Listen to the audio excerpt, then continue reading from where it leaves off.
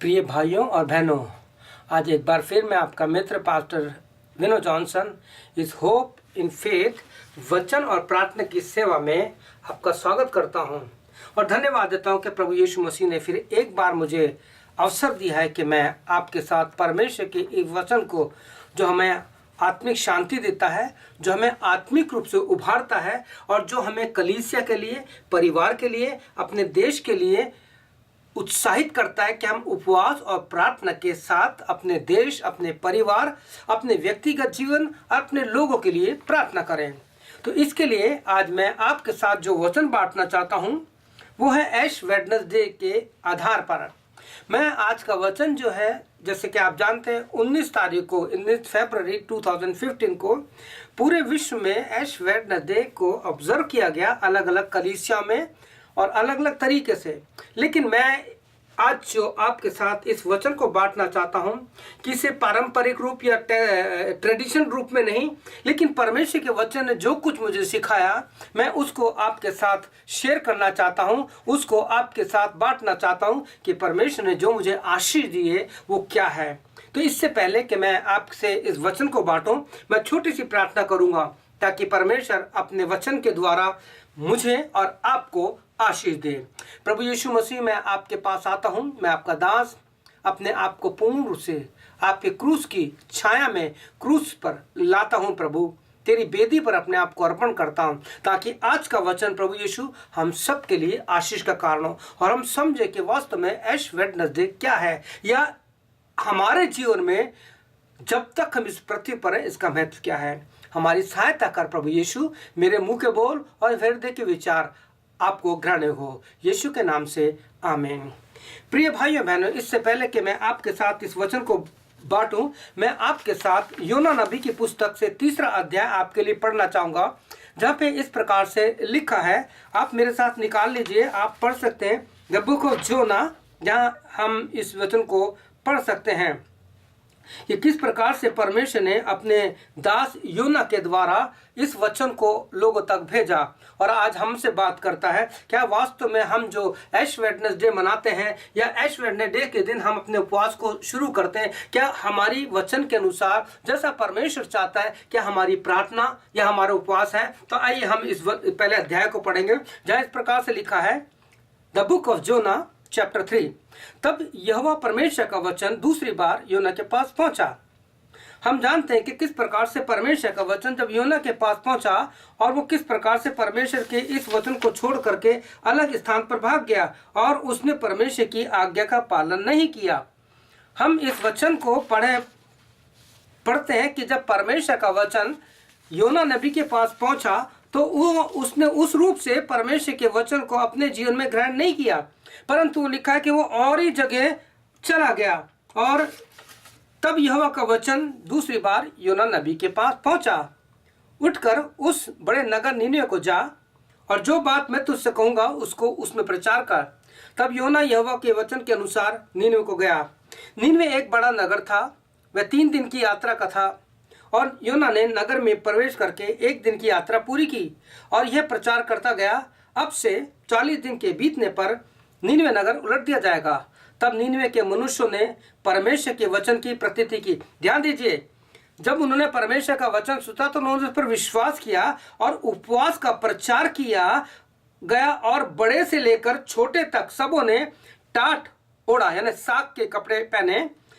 तब ये समाचार नीनवे के राजा के कान में पहुंचा। ध्यान दीजिए, हम और आप प्रतिदिन अलग अलग माध्यम से परमेश्वर का वचन सुनते हैं लेकिन कोई प्रभाव नहीं पड़ता। जैसा कि इस वचन में लिखा है कि तब यह वचन नीनवे के राजा के कान में पहुंचा, उसने सिंहासन पर से उठकर अपना राजकीय ओढ़ना उतार कर टाट ओढ़ लिया और राख पर बैठ गया और राजा ने प्रधानों से सम्मति लेकर नीनवे में इस आज्ञा का ढिंढोरा पिटवाया कि क्या मनुष्य, क्या बैल गाय, क्या भेड़ बकरी, क्या पशु कोई भी कुछ ना खाए, वे ना तो खाएं और ना कुछ पिए, और मनुष्य और पशु दोनों टाट ओढ़ें और वे परमेश्वर के दुहाई चिल्ला चिल्ला कर दें और अपने कुमार्ग से फिरें और उस उपद्रव से जो वे करते हैं पश्चाताप करें।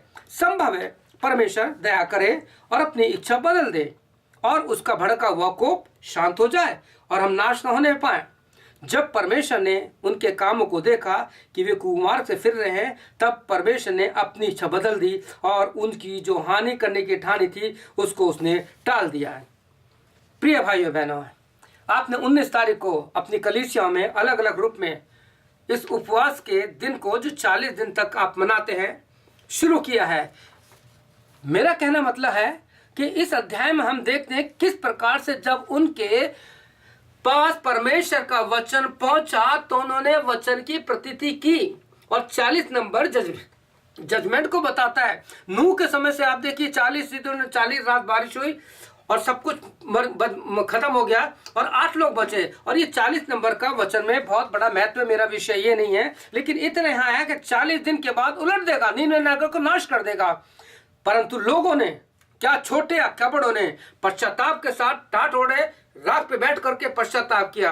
आज परमेश्वर आपसे ही नहीं कहता कि आप ऐसे कपड़े पहनो या राख में बैठ जाओ, लेकिन परमेश्वर चाहता है कि पूरे मन से पश्चाताप के साथ जब आप एक बार ऐश वेडनेसडे को जो शुरू करते हैं, एक बार जब अपने उपवास का जीवन शुरू करते हैं, परमेश्वर के पास आते हैं, तो आपको नॉट टर्निंग बैक, आपने जब एकदम पश्चाताप कर लिया, आपको पीछे नहीं जाने का और हमेशा आगे बढ़ने का है। मैं इन सारी बातों में जब विचार कर रहा था, तब यहाँ पे मेरे सामने जो बातें हुई है, in present time it is only A tradition, not a practical and in spiritual way in life.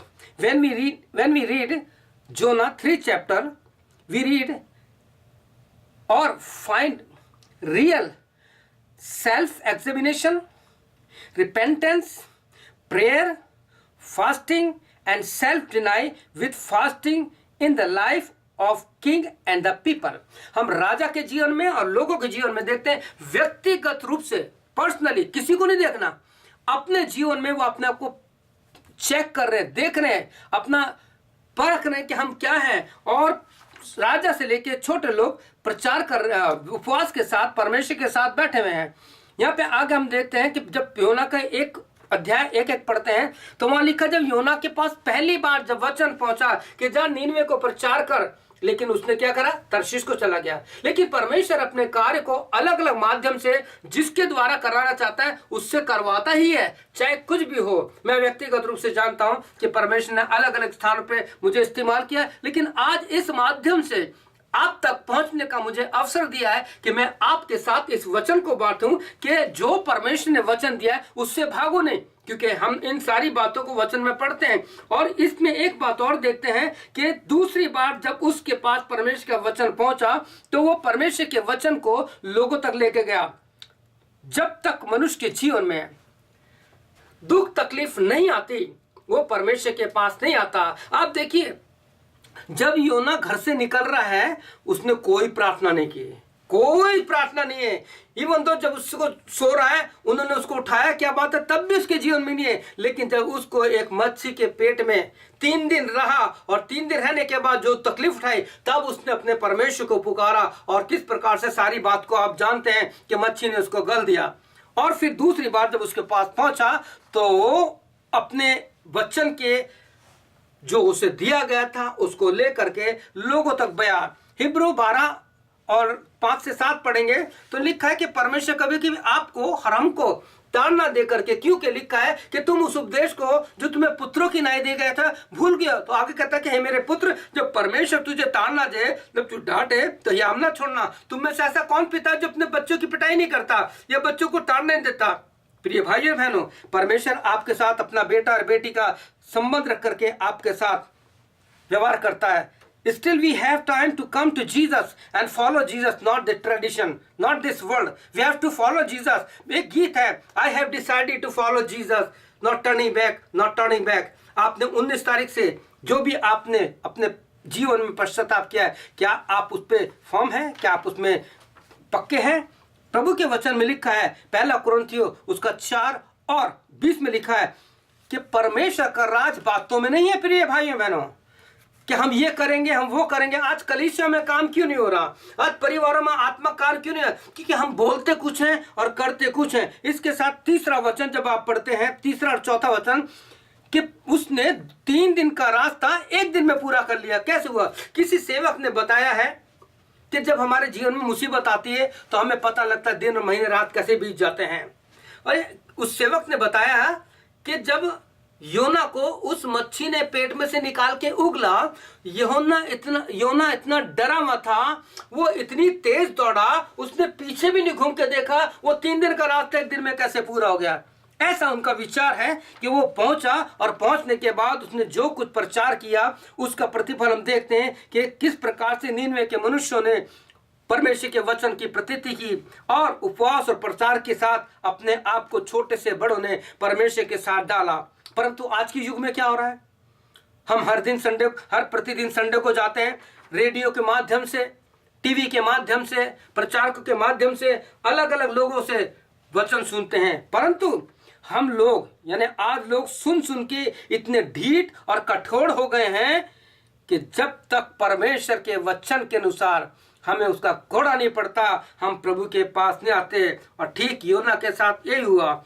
6वां वचन जब पढ़ेंगे कि जब समाचार निनवा के राजा के पास पहुंचा, राजा ने जब सुना, सुनिए यहाँ पे मैं उन बड़े बड़े लोगों से बात करना चाहता हूँ जो अपने कुर्सी से, अपने पद से नीचे नहीं आना मांगते। अगर आप और हम चाहते हैं कि कलीसिया में काम हो, हमारी कॉन्फ्रेंस में काम हो, हमारे डिस्ट्रिक्ट में काम हो, हमारे देश में काम हो, तो हम बड़े सेवकों को, हम जितने भी हैं, हमें नीचे आना है। इस राजा ने क्या किया? इस राजा ने अपने कपड़े, राजकीय वस्त्र उतार करके नीचे आ गया और अपने लोगों से सलाह लेकर ढिंडोरा पिटवाया, अनाउंसमेंट कराया कि अब सब लोग उपवास के साथ प्रार्थना करेंगे, लोग पश्चाताप करेंगे। और लिखा है वो राख पे बैठ करके पश्चाताप करने लगा। यहां पे उसने जो खास बात कही, जो उसके पास वचन पहुंचा, उसने कहा कि हम उपवास करेंगे, क्या पता कि परमेश्वर हम पर दया कर दे, क्योंकि हमारा परमेश्वर संकट में अति सहज से मिलने वाला करुणामय परमेश्वर है। और उनकी इस प्रार्थना के अनुसार हम आगे इस चीज को पढ़ते हैं वचन में कि किस प्रकार से जब राजा और ये सब लोग उसके पास आए तो परमेश्वर ने उनकी सुनी। राजा के कानों में जब परमेश्वर का वचन पड़ा तो उसने इसको फॉलो किया। प्रिय भाई बहनों, मैं आपसे एक बात करना चाहता हूं। हम कितने सालों से परमेश्वर का वचन पढ़ रहे हैं, सुन रहे हैं, हमारे कानों में पढ़ रहा है। प्रकाशित वाक्य revelation 2nd and 3rd chapter, 2 और 3 चैप्टर में 7 बार आया है कि जहां इस प्रकार से लिखा है, जिसके कान हो वो सुन ले। आत्मा कलीसिया से क्या कहता है? He that has an ear let him hear what the Spirit says to the church। आपसे, मुझसे परमेश्वर का आत्मा क्या कहता है, हमें इस चीज को करना है। लेकिन हम निनवे के देखते हैं कि किस प्रकार से सब लोगों ने परमेश्वर के पास आए, अपने आप को नम्र और दीन किया। मैं 10वां वचन आपके लिए पढ़ना चाहूंगा। जब परमेश्वर ने उनके कामों को देखा, अब यहां पे देखिए परमेश्वर देखता है। आप भजन 11:4 पढ़ेंगे तो वहां लिखा है कि परमेश्वर अपने पवित्र स्वर्ग में है, सिंहासन पे, वो मनुष्यों को देखता है, उसकी पलकें नित्य मनुष्य को निहारती हैं। और यहाँ पे इस प्रकार से भजन 33:4 में लिखा है, साम 33:13 लिखा है, यह स्वर्ग से दृष्टि करता है और सब मनुष्यों को निहारता है। 2 क्रॉनिकल 16:9 जहां लिखा है, देख यहोवा की दृष्टि सारी पृथ्वी पर फिरती रहती है कि जिनका मन उसकी ओर निष्कपट रहता है, उनकी वो सहायता करने में तैयार रहता है। प्रिय भाइयों बहनों, परमेश्वर आपको देख रहा है, मुझे देख रहा है। सवाल ये उठता है, हम कहाँ हैं? क्या हम आज इन दिनों में उपवास के साथ, बड़े पश्चाताप के साथ परमेश्वर के सामने? आज लोग क्रोध को नहीं छोड़ना चाहते और लोग अपनी संसारिक चीज, मैं बहुत से ऐसे लोगों को जानता हूं जो इन लैंड डेज में कुछ लोग तंबाकू छोड़ देते हैं, कुछ लोग शराब छोड़ देते हैं, कुछ लोग मीट मांसाहारी होते हैं जो नॉन वेज छोड़ देते हैं। कब तक? केवल 6 दिन के लिए, लेकिन उसके बाद फिर शुरू हो जाता है। ये प्रभु के साथ ठहरना नहीं है। हम देखते हैं निनवे के लोगों ने जब प्रभु के वचन को सुना और प्रतीति की तो उन्होंने अपने आप को परमेश्वर के सामने डाल दिया। मैं इसके लिए आपसे बात करना चाहता हूं, क्या हम परमेश्वर से छुप के जा सकते हैं?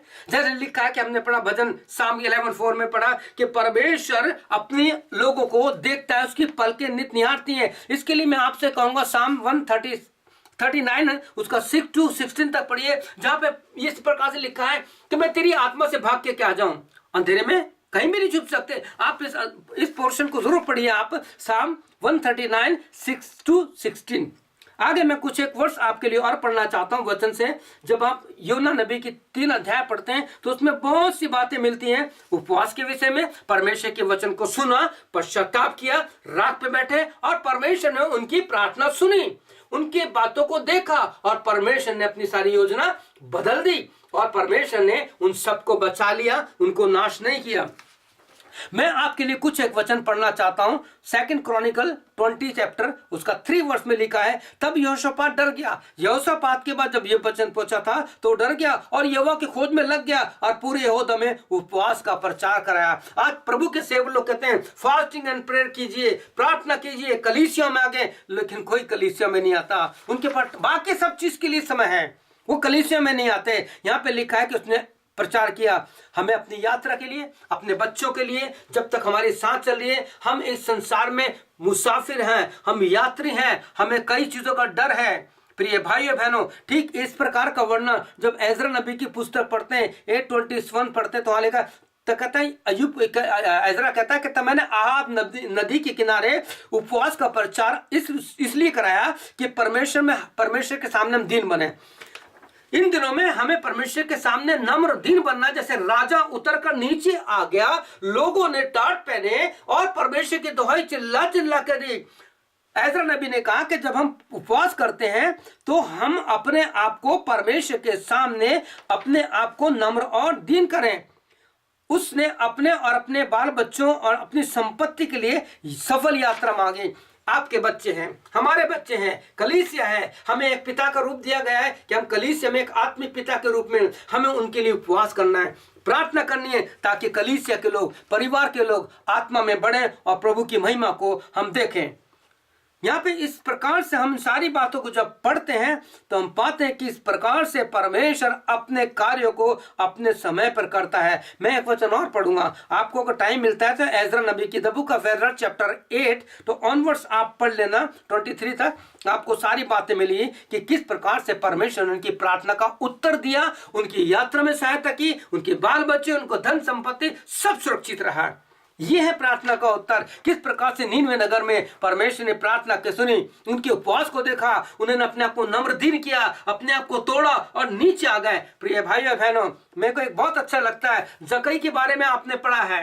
वो किस प्रकार से पेड़ पे चढ़ा गया, वो टैक्स कलेक्टर था, अच्छा धन्य था, वो सोचता था ऊंचाई पर है कि मैं अपने परमेश्वर को देख लूंगा, मैं अपने यीशु से मिल लूंगा। आज हम लोग अपने आप को, हम नेम फेम अपनी चेयरमैनशिप के कारण ऊंचाई पे रहते हैं, इसलिए कारण हम परमेश्वर मिल सकते। लेकिन यीशु ने कहा जक्कई झट नीचे उतरा, मुझे तेरे घर में रहना है। जब तक हम नीचे नहीं आएंगे प्रभु हमारे जीवन में नहीं आएगा। We are the house of the Lord, we are the temple of God, Lord is willing to dwell in our life. प्रिय भाई और बहनों, मैं आपसे प्रार्थना करना चाहता हूं कि किस प्रकार से परमेश्वर आपके द्वारा और मेरे द्वारा, हमारे परिवार के द्वारा, कलीसिया के द्वारा इस वर्ल्ड को बचाना चाहता है जो संसार के पाप में भागता जा रहा है। मैं आपके लिए एक वचन और पढ़ना चाहता हूं जहां यशाया द बुक ऑफ आइजा 58:3 में लिखा है, वे क्या कहते हैं, क्या कारण है कि हमने उपवास रखा परंतु तूने उसकी सुधि नहीं ली है, हमने दुख उठाया परंतु तुमने को ध्यान नहीं दिया। सुनो, उपवास के दिन अपनी ही इच्छा को पूरी करते हो, अपने सेवकों से कठिन कामों करवाते हो, और भी सारी बातें आप इन्हें पढ़िए।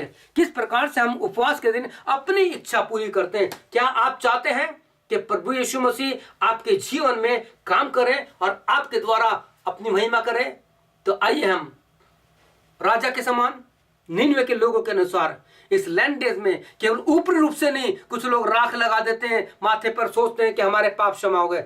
ऐसे नहीं है। Unless we confess our sin, unless we come to Jesus and say, Lord, forgive my sin. I am a sinner, Lord Jesus. Come into my life, Lord Jesus. Unless we say this, unless we shed tears, unless we shout before God, He will not forgive your sin. He will not forgive my sin. तो आइए हम प्रार्थना करें ताकि आपको इस यूहन्ना नबी की पुस्तक के द्वारा आप पढ़िए। छोटा सा चैप्टर है, छोटी सी बुक है, आप पढ़िए। जैसे परमेश्वर की आत्मा ने मुझे आशीष दी, आपको भी आशीष देगा। आइए हम प्रार्थना करें। हमारे उद्धारकर्ता प्रभु यीशु मसीह, मैं हर एक सुनने वाले भाई और बहन और बच्चे जवानों को तेरे हाथों में सौंपता हूं। जबकि हम बहुत ही बुरे समय में रह रहे हैं, ऐसे we are living the last hour, we are living the last time Lord Jesus, because the devil has come down on this earth Lord. रोज प्रभु शैतान मासूम लोगों को मार रहा है प्रभु। ठीक इसी प्रकार से प्रभु सियोना के समय भी हो सकता है कि नीनवे में जो कुछ था इसी प्रकार से भ्रष्टाचार था। आज हमारे देशों में और अलग अलग कंट्री में भ्रष्टाचार है, पाप अपनी चरम सीमा पर पहुंच गया है। तूने हमें मौका दिया है कि हम सेवकों के द्वारा, तेरी आत्मा के द्वारा जब वचन हम पर पहुंचता है तो हम अपने मनों को कठोर ना करें, क्योंकि प्रभु तेरे वचन में लिखा है कि तुम अपने मनों को कठोर मत करो जब परमेश्वर का आत्मा तुमसे बात करता है, जैसे मत्स्य और मरीबा में किया गया है। प्रभु हर एक सुनने वाले भाई और बहन को आत्मिक आशीष दे कि इन दिनों वो अपने जीवन में पश्चाताप के साथ नीचे आ जाए और अपने आप को नम्र दिन करते हुए कह सके, Lord Jesus I want to follow you. Come into my life, Lord Jesus. Forgive my sin. प्रभु मेरे जीवन में आ, मेरे पापों को क्षमा कर। हम सब कुछ तेरे हाथों में सौंपते हैं। प्रार्थना हमारे प्रभु उद्धार करता यीशु मसीह के नाम से मांगते हैं, आमीन। प्रभु आप सबको आशीष दे, आपकी सहायता करे कि आप और हम इन अंतिम दिनों में प्रभु की डुल डॉल में बढ़ते जाएं। प्रभु यीशु मसीह आपको आशीष दे, आमीन और फिर आमीन। May God bless you.